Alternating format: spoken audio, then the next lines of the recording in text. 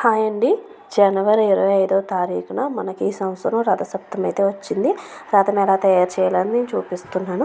7 చిక్కుడు కాయలను అయితే తీసుకుని వాటిని నేను చూపించిన విధంగా అయితే మీరు రథం తయారు చేసుకోండి.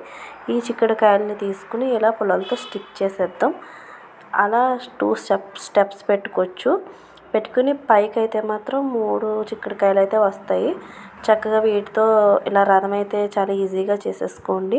ఆ రోజు మార్నింగ్ మనం జిల్లేడాకులు రేగుపళ్ళతో 7 కాయలతో మనం స్నానాలు అయితే చేసి ఆవు పిడకలతో మంట పెట్టి షేరన్నం అయితే వండుకుని చెరుకుగడ్డతో తిప్పుకుని చిక్కుడు కాయలతో అయితే రథం చేసాం. చిక్కుడు ఆకులు అయితే ప్రసాదం పెట్టి దేవునికి చూపిస్తామండి. ఈ పూజ అయితే చాలా ఇంట్రెస్ట్గా ఆరుబయట చేస్తాం కాబట్టి సూర్యకిరణాలు పడేలాగా చాలా బాగా అనిపిస్తుంది. నేను లాస్ట్ ఇయర్ చేశాను.